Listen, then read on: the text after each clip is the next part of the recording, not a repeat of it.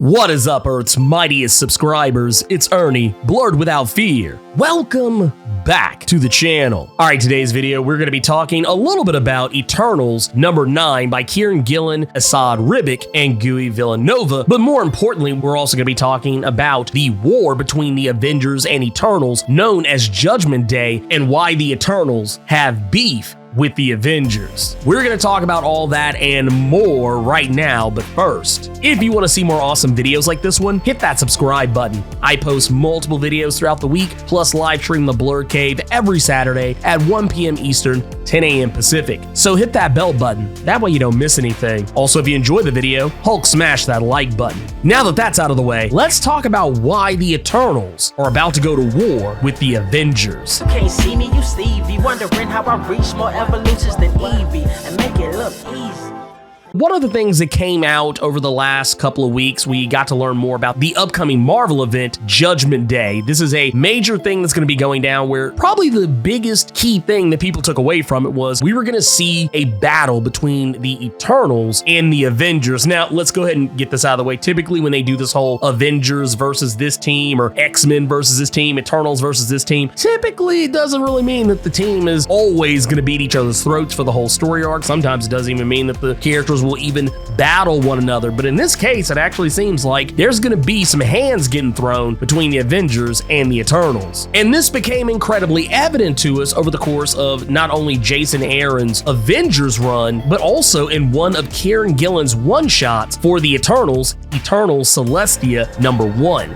This is really the first time we've seen the Eternals and the Avengers have crossover since Jason Aaron killed the characters off in Avengers number 4 in 2018. In the Celestia one-shot, we discovered that Ajax of the Eternals had encountered the Avengers of 1 million BC. These were the prehistoric Avengers who were, of course, a younger Odin, though by looking at him you wouldn't be able to tell. A prehistoric version of the Phoenix, the Iron Fist, the Ghost Rider, the Star Brand, and what is very likely probably one of our earliest Black Panthers, as well as Agamotto himself. This group was incredibly formidable, and when Ajax first encountered them, Ajax was killed by these prehistoric Avengers. It's said that Ajax probably tried to take them on once again, but was unsuccessful in stopping them. But then in a flash forward to the present day, Ajax is seen for the first time Avengers Mountain. Now, for those that don't know, Avengers Mountain is basically a celestial that has been hollowed out and is being used as a base of operations for the Avengers. Now, technically, this was done with the Celestial's permission. During the battle with the final host in the first 6 or 7 issues of Jason Aaron's run on Avengers, the Avengers had defeated the final host, but when the other Celestials had come to bear witness to what the Avengers had done, they revealed that the progenitor who was buried on Earth, who was essentially the first Celestial to ever come to Earth, that Celestial had been dead for so long that the Celestials couldn't revive it, but rather than leave it buried within the Earth, the Celestials wanted it raised so that all the world could see it. And the Celestials then gifted it to the Avengers. For those of you who may have just recently seen Eternals on Disney+, this will probably look incredibly familiar to you, as we saw in that movie, spoilers if you haven't seen it, the Celestial Tiamat is likely going to wind up being used in a similar fashion, who knows. But when Ajax had discovered Avengers Mountain and that one of their gods is being used as a base of operations, Ajax took it as blasphemy. Now, don't bother trying to ask the Eternals why they're not pissed off at the Guardians of the Galaxy for having in the past used the dead Celestial's floating head in space, nowhere,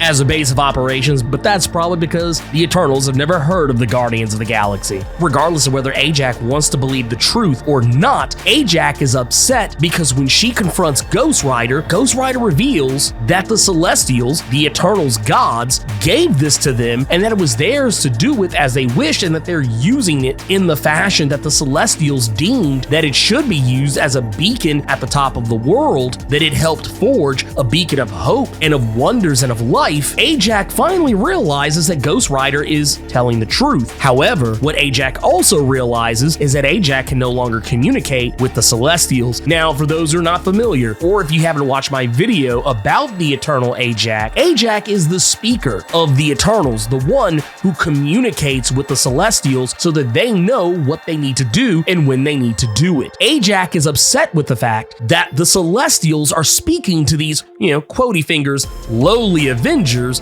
but not to her. And this is something that's become a source of contention for Ajax, and we have seen Ajax act incredibly petty in the past. You need look no further than Neil Gaiman or Charlie and Daniel Knopf's run on Eternals. And what Ajax is doing is, I believe Ajax is intentionally misleading the Eternals. Because as we know, Thanos has become the Prime Eternal, and he has attacked Lemuria, the home of the Deviants, where the Eternals have been living lately, trying to learn how to change. And with Thanos in this issue having killed Phastos, and is very likely about to gain the secrets to integrating himself with the machine so that Thanos could be resurrected, the only way for the Eternals to stop this is to learn exactly how Thanos works. They know that he's an Eternal, but he's also a Deviant, and it's highly speculated in this issue that the methods that both Mentor and Sui-san used to conceive Thanos using the quantum bands while they were having sex with one another, somehow this changed their physiology and introduced a deviant gene.